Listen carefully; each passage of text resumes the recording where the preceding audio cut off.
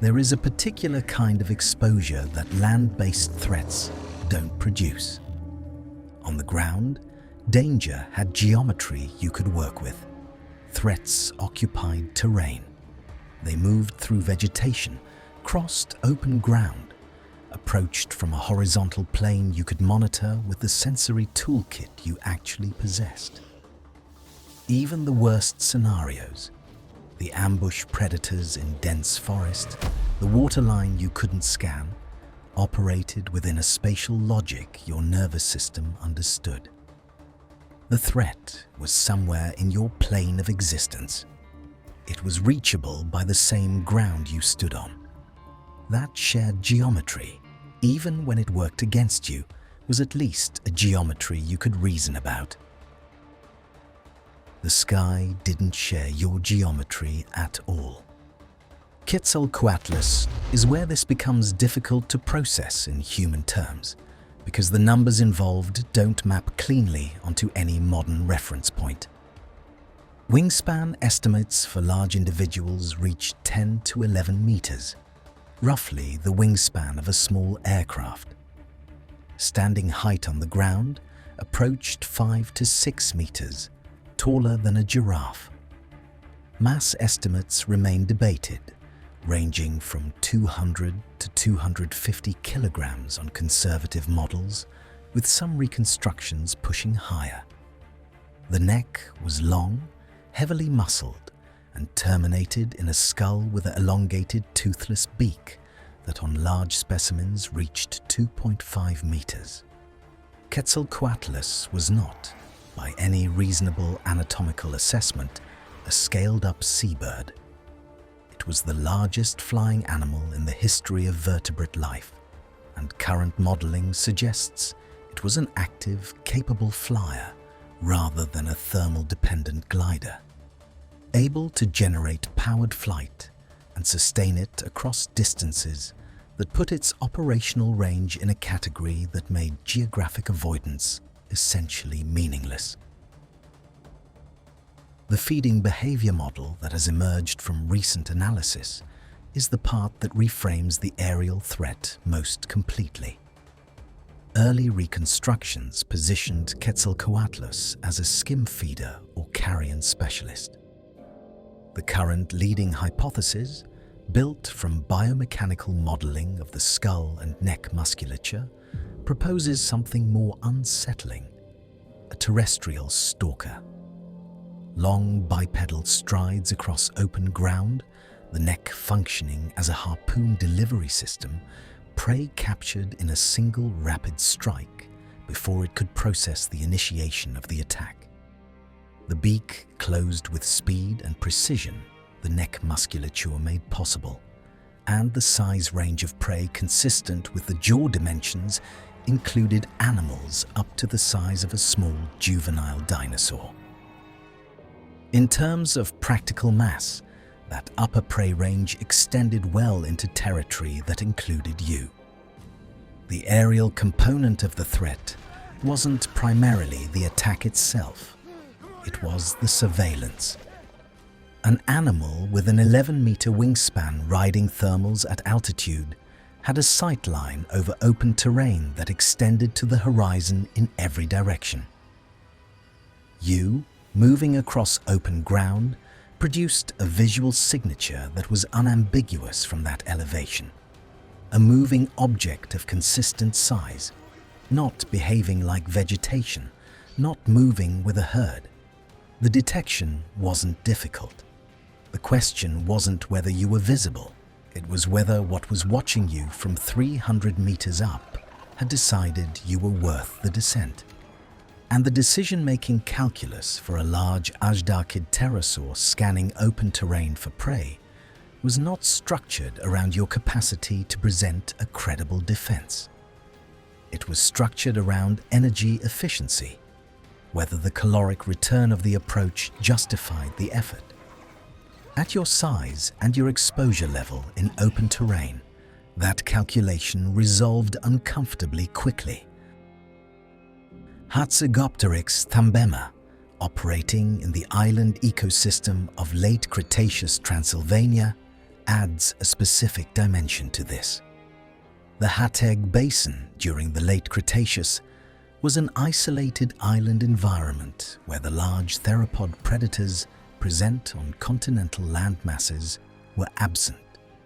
The ecological vacancy that created was filled, current evidence suggests, by Hatzegopteryx, a large ajdarchid with a proportionally shorter, more massively built neck than Quetzalcoatlus, and a skull structure indicating considerably more robust bite capability. In an ecosystem without large ground-based apex predators, the apex predator role appears to have been occupied by something with wings. The implication for threat modeling is significant. The aerial layer wasn't a supplementary danger operating alongside ground-based predators. In some ecosystems, it was the primary one. Smaller pterosaurs distributed the aerial threat across size ranges that made it comprehensive rather than limited to the largest individuals. Pteranodon longiceps, with a wingspan reaching 7 meters, operated over the western interior seaway and adjacent coastlines.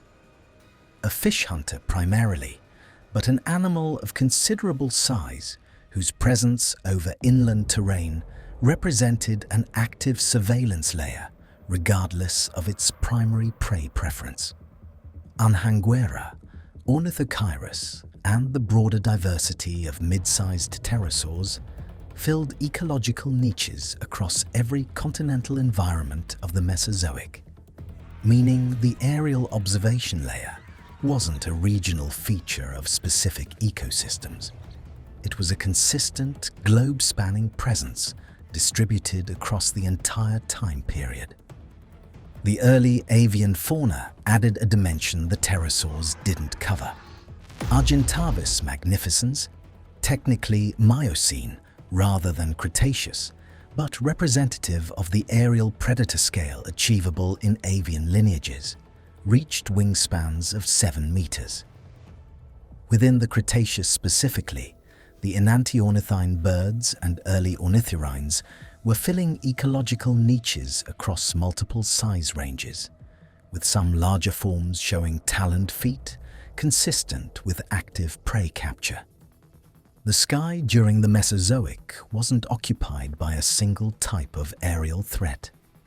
It was stratified, large ajdarchids at altitude covering vast surveillance ranges, mid-sized pterosaurs at intermediate elevations, smaller aerial hunters working the lower airspace and tree-line margins. The vertical threat layer wasn't a single plane, it was a column. What this produced, in practical terms, was the elimination of the last remaining safe movement condition. The aerial surveillance layer removed the assumption underlying all of it, that undetected movement was achievable. In open terrain, you were visible from above continuously. In forest, the canopy reduced your aerial visibility profile, but reintroduced the ambush predator problem at ground level. There was no terrain configuration that simultaneously protected you from ground-based threats and eliminated your aerial visibility. The solutions were mutually exclusive. Something was always watching. The question was only whether it was currently interested. That persistent, vertical, unblockable observation, the knowledge that your movement through any environment was potentially being tracked from an angle you had no mechanism to monitor, represented a threat category that didn't require an attack to function. The attack was the terminal event. The surveillance was the constant condition. And in an environment already running, the kind of predator density the previous chapters established, adding a permanent observation layer operating from an angle you couldn't address, meant that the baseline danger of simply existing and moving through the landscape had no flaw. Assume, for a moment, none of the previous threats apply. No large predators, No ambush at the waterline. No coordinated hunters. The ground is open. The sky is clear. Nothing is actively hunting you.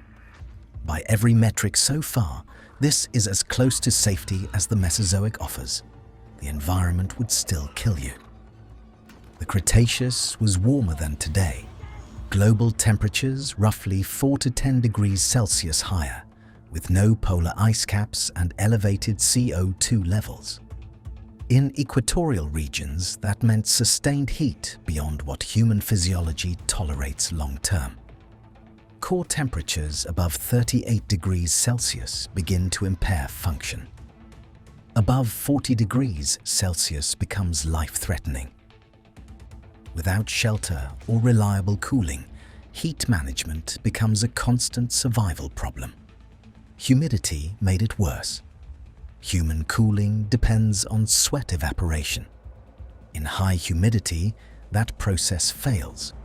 Sweat doesn't evaporate efficiently, and core temperature keeps rising. You would be losing water constantly, with diminishing returns. That creates the next problem: water.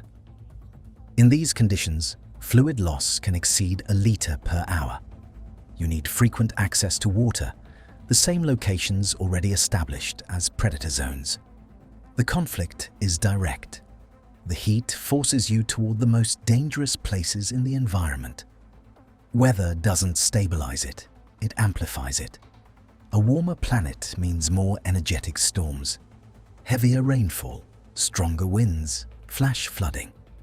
Without shelter, storms become exposure events. Heat stress shifts into hypothermia risk once you're soaked and temperatures drop. The environment doesn't settle. It oscillates between extremes. Then there's the ground itself. The Cretaceous was geologically active. Volcanic regions, unstable terrain, atmospheric particulates. You didn't need an eruption nearby. The landscape was already changing, complicating movement and degrading air quality over time. And finally, infection. The microbial environment wasn't adapted to you. In warm, humid conditions ideal for bacterial growth, even minor injuries become serious. Without antiseptics or antibiotics, a cut isn't just a cut. It's exposure to an entirely unfamiliar pathogen environment. What matters is how these pressures combine. They don't take turns. Heat drives dehydration. Dehydration reduces performance. Injury introduces infection. Infection raises core temperature. Each factor weakens your ability to manage the others. The system compounds itself. Even without predators, the Cretaceous environment runs continuous attrition against you. Add the predators back in, and the timeline shortens. The climate was never the fastest way to die. It was the one that guaranteed something else would finish the process if nothing else did.